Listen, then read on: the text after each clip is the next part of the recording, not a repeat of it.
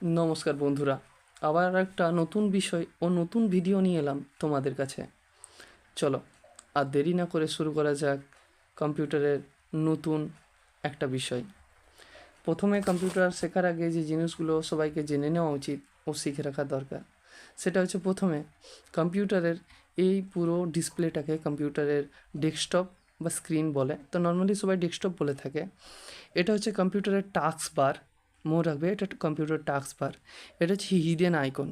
Hidden আইকনে কম্পিউটারের প্রিন্টের যে অপশানটা থাকে, বা ভিএলসি প্লেয়ার হোক বা কোনো রানিং ইউএসবি বা কম্পিউটার কোনো আপডেট থেকে থাকে, তো এখানে হিডেন আইকনে শো করে। এগুলো অনেকজনের বাইরেও থাকে আর অনেকজন হাইড করেও রাখে। সেটা কাস্টমাইজ করে সেটা তোমরা সবাই বাইরেও নিয়ে আসতে পারো, সেটা কোনো অসুবিধা নেই। তো এটা মনে রাখবে, এটা হচ্ছে কম্পিউটারের হিডেন আইকন। কম্পিউটার ইনস্টল হওয়ার পর যেগুলো নর্মালি থাকে সেটা হচ্ছে কম্পিউটার আর রিসাইকেল বিন। তো এটা হচ্ছে মাই কম্পিউটার, কম্পিউটার লেখা দেয় কিন্তু অ্যাকচুয়ালি মাই কম্পিউটার। তারপরে হচ্ছে রিসাইকেল বিন, এখানে যে কোনো জিনিস আমি ডিলিট করি রিসাইকেল বিনে থাকে। কম্পিউটারে ফোল্ডার বানানো আজকে প্রথম আমরা শিখে নেব। কোনো ফোল্ডার বানানোর আগে মাউসে লেফট ক্লিক করার পর এখানে নিউ অপশানে যাওয়ার পর এখানে ফোল্ডারের অপশানটা তোমরা পাবে। ফোল্ডারে ক্লিক করার পরে এখানে তোমরা একটা নিউ ফোল্ডার ক্রিয়েট হয়ে যাবে, যেখানে তোমরা নিজেদের একটা রিনেম দিয়ে দিতে পারো। যেখানে আমি আমার নামটা টাইপ করে দিলাম। তো এই ফোল্ডারটাকে আমি যদি চাই তো আর একটা ফোল্ডার গোপীনাথ 1 হয়ে যাবে। তো এটা আমি কপি করে তোমাদেরকে শিখিয়ে দিচ্ছি। তো মাউসে আবার লেফট ক্লিক করার পর এখানে কপি বলে একটা অপশান আসবে। ওই অপশানটা কপি করার পর আবার লেফট ক্লিক করার পর এখানে তোমরা পেস্ট অপশানটা পেয়ে যাবে। পেস্ট করলেই এখানে দেখো আর একটা ফোল্ডার ক্রিয়েট হয়ে গেছে, সেটা হচ্ছে গোপীনাথ কপি।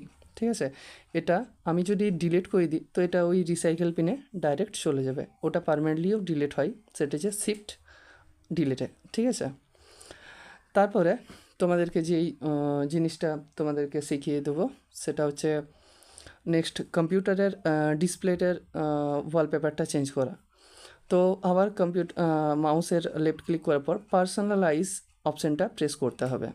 পার্সোনালাইজ, ঠিক আছে। ওখানে ক্লিক করার পর দেখবে ওখানে কোনো আদার্স অপশান ক্লিক করার দরকার নেই। এখানে ডেস্কটপ ব্যাকগ্রাউন্ড বলে একটা অপশান থাকবে। এই ডেস্কটপ ব্যাকগ্রাউন্ডে তোমরা ক্লিক করবে।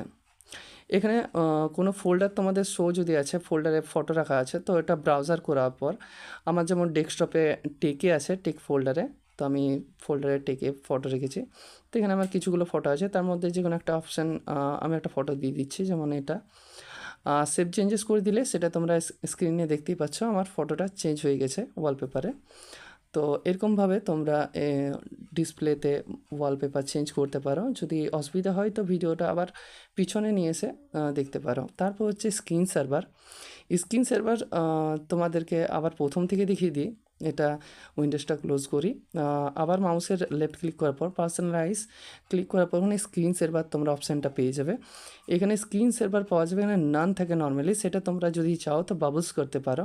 আমি যখন বাবলস করছি, এই বাবলসটা তোমরা প্রিভিউ করে কেমন স্ক্রিনটা দেখতে লাগছে তোমরা দেখে নাও।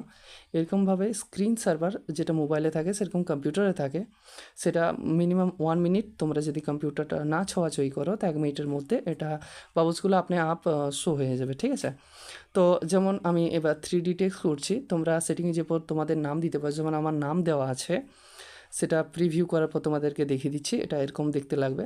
সেম কেস 1 মিনিটের মধ্যে সেটিংয়ে যেয়ে পরে এটা তোমাদের নাম দিতে পারো, অ্যাপ্লাই করে ওকে করে দিলে সেটা স্ক্রিনে সেভ হয়ে যাবে। তো থ্যাংক ইউ। এই আজকার মতন এখানেই, আবার নেক্সট ভিডিও আমি তোমাদের কাছে নিয়ে আসবো মাইক্রোসফট ওয়ার্ডের পুরো ফুল টিউটোরিয়াল।